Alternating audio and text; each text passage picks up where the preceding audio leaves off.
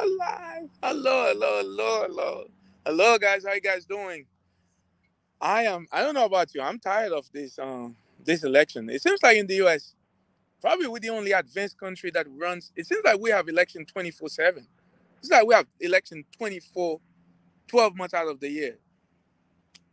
I don't know about you. So if you're feeling stressed, anxiety, um, feeling like a little bit overwhelmed, you're not alone. Okay? A lot of us are. So, um, what I want to talk to you about, how do you defeat stress related, election related stress, all these things that coming up, especially by tomorrow. The joke, what I have tomorrow, I said, I'm going to turn off the TV if I can. Hmm. I'm going to turn off the TV by 5 p.m. I want to wake up Wednesday being happy. And you know what I mean by happy? This time we're going to let women run the world. That's what I want to do. I want to wake up Wednesday being happy. I don't want to be antidepressant. I don't want to take antidepressant for the next 4 years. So I'm going to turn off the TV by 5 p.m. tomorrow. Oh, that's a nice bird. I'm looking at, I'm in the park. This is a nice color, guys. This is why, spring, fall is one of the nice. Look, this is really nature with, anyway. I love this color. I don't get this in Florida, so that's what I I always be living between here and Florida. Okay, where I get the hat and I get the all the colors here. But anyway, so I wanted to come to you to see how you're doing, especially Black women who sometimes carry the weight of the world on your shoulder, and for us to have a conversation. How do you defeat stress, election related stress now? And I didn't realize. I know we're moving into a season of activities where after the election is Thanksgiving, and from now on until January, second week of January, it can be very stressful for a lot of you guys. So the way to thrive, okay, is to one to realize that you are living in a very fast changing environment, and therefore your brain is trying to adapt to a fast changing environment. And the way your brain has evolved, whenever things appear to be stressful, it sees them as physical danger. And when it sees them as physical danger, what can happen is that it increases your stress hormone in the name of cortisol. So cortisol is good for fight or flight, short term, for you to run 100 miles. But if it stays elevated 24/7, it's actually literally killing your organ. It's actually because if you're stressed out, your blood vessel, including your organs, are rigid. If your organs are rigid, it constricts the blood vessels. If it constricts the blood vessels, then it means that your blood vessels are not getting oxygen and all the nutrient to be healthy. So that's what you need to be aware of. That your brain's natural stress response, when it sees things that appear to be stressful, it releases stress hormone in the name of cortisol, adrenaline. Then, in a way to protect itself, in the process, it can make you have tightness of chest, headache, and it literally can create inflammation over. And it doesn't take that long. It's only 24 hours. We're not telling people that you should not let your stress hormone stays elevated for more than 24 hours. So how do you do that? One is to be aware. Awareness means mindfulness. Once you're aware of that, if you're feeling overwhelmed, stressed out, one is to establish boundaries. Sometimes you just have to move away from the place that's creating, or people, places that's creating stress.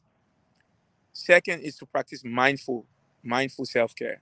Mindful self-care scientifically means that when you take deep breathing, or walk in the park, or just take time out just to breathe, rest and digest, it decreases your cortisol level. That's what you don't want to increase for 24 hours. Then mindful self-care. The second one is to commit yourself to go deeper into self-compassion, meaning that to be okay with you are perfectly imperfect. You are perfectly imperfect. You don't have to save the world for other people, as long as you do your part.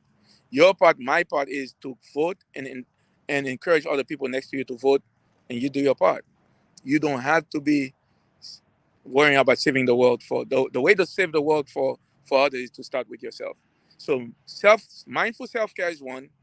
The way to thrive this election cycle and beyond the holidays is to incorporate mindful self-care into your daily life so your brain stress hormone doesn't stay chronically elevated the whole time.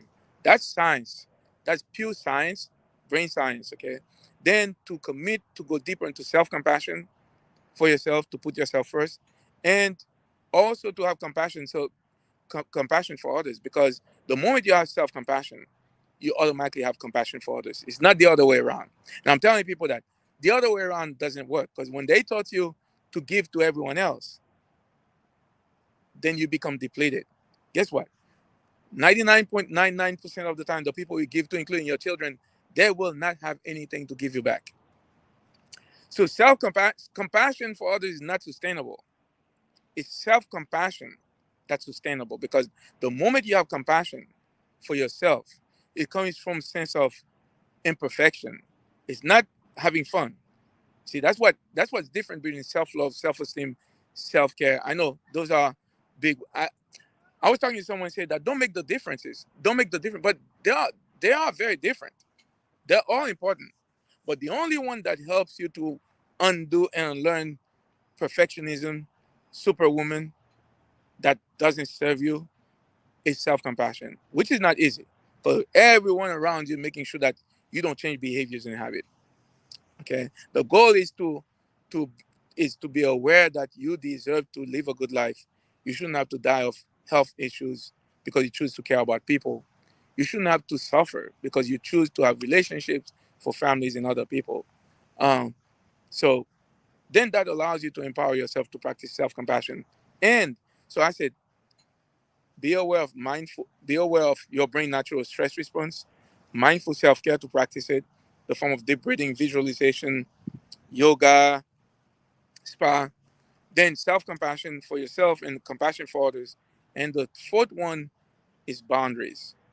You it's harder to practice self-compassion, mindfulness without healthy boundaries for yourself and other people.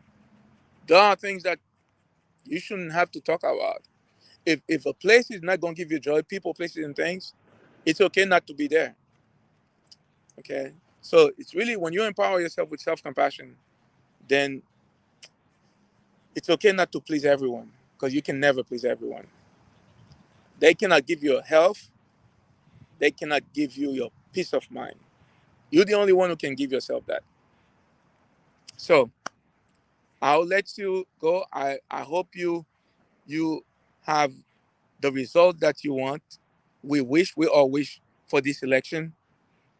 I don't know. I don't get into politics, but the goal is like this time we need to let women run the world. If you understand what I mean.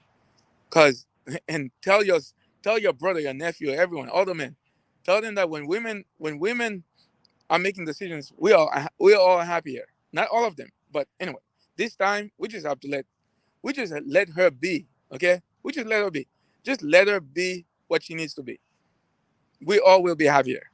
Okay, but I'm gonna turn off the TV by 5 p.m. tomorrow afternoon. I just want to wake up Wednesday morning being happy, and for the next 4 years.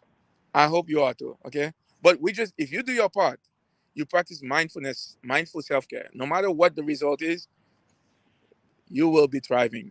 Okay.